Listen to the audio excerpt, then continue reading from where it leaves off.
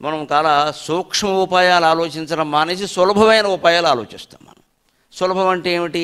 మన మనస్సు అక్కడ పెట్టవలసిన పని లేకుండా ప్రసాదాలు పెట్టేసి, నైవేద్యాలు పెట్టేసి, కిరీటాలు పెట్టేసి, ఉంగరాలు పెట్టేసి, బొంగరాలు పెట్టేసి వీటన్నిటికీ మహిమలు సృష్టించేస్తాం మనమే.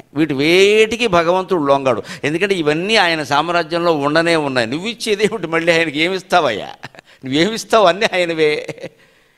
నువ్వేమిస్తావు? కరస్థే హేమాద్రౌ గిరిశ నికటస్థే ధనపతో గృహస్థే స్వర్భూజామర సురభ చింతామణిగణే శిరస్థే సీతాంశౌ శరణయుగళస్థే అఖిల శుభే కమర్థం దాస్యేకం భవతు భవదర్థం మమ మనక అంటారు శంకరాచార్య స్వామి శివానంద లహరిలో. శివుడి గుళ్ళోకి ఏదో ఇద్దాం అనుకుంటా కదా మనం, ఆయన కూడా ఇద్దాం అనుకున్నారట.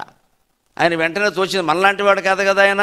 ఏమిస్తాం శివుడికి? కరస్థే హేమాద్రౌ, మేరు పర్వతం త్రిపురాసుర సంహార సమయంలో ఆయనకి విల్లు అయింది, చేతి విల్లు. మేరు పర్వతం అంటే బంగారు కొండ, దాని నిండా బంగారమే ఉంటుంది. నిజానికి అది శాస్త్రీయ దృక్పథం ప్రకారం భూమధ్య రేఖా ప్రాంతం. దాన్ని మేరు పర్వతంగా చెప్పారు. సూర్యచంద్రుడు దాని చుట్టూ తిరుగుతూ ఉంటారు. అందరికీ తెలుసు, సైన్స్లో కూడా భూమధ్య రేఖ చుట్టూనే సూర్యుడు చంద్రుడు తిరుగుతారు. దాన్నే మన పురాణాల్లో చెప్పారు. అది ఎప్పుడు చలించదు. భూమధ్య రేఖ చలిస్తే మనం ఉంటాం ఏంటి? పైగా అది ఊహాజనితమైన రేఖ. ఎవరో స్కేల్ పెట్టి పెన్సిల్ పెట్టి గీసేయలేదు. అది ఊహాజనితమైన రేఖ.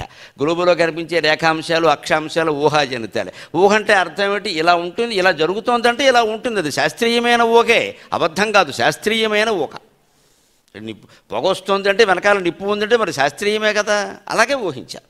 అత్యంత ఊహాజనితమైన రేఖ. అలాగే మేరు పర్వతం కూడా దేవతలు ఉంటారు, సూర్యచంద్రులు చుట్టూ తిరుగుతారు ఉంటే మన మనస్సులో ఉండేటువంటి స్వర్గప్రదమైన దివ్య ఆలోచనలన్నీ స్థిరంగా ఉంటాయి. మొత్తం కేంద్రం అదే, సెంటర్ పాయింట్ అదే. నీ మనస్సును పరిశీలించుకో. సమస్త దేవతలు అక్కడే ఉన్నారు, ఇంకెక్కడా లేరు.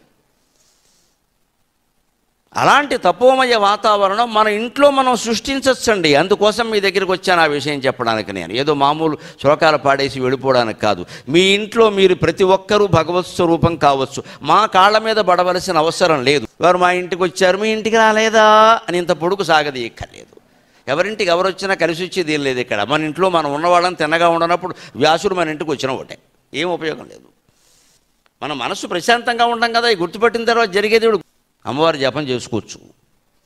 ఎందుకంటే గుర్తుపట్టమైనా ఏదైనా ఎక్కువైపోతే చాలా మొహమ్మత్తిపోతుంది. అది దీన్ని వదిలించుకోవాలి అంటే ముందు ఈ మనం ఏకాంతంగా ఉండడం, పొద్దున్న ఒక అరగంట, సాయంత్రం ఒక అరగంట మన ఇంట్లో మనమే మౌనంగా జపం చేసుకుంటే అప్పుడు అమ్మవారి తపస్సు ఏమిటో అర్థమవుతుంది.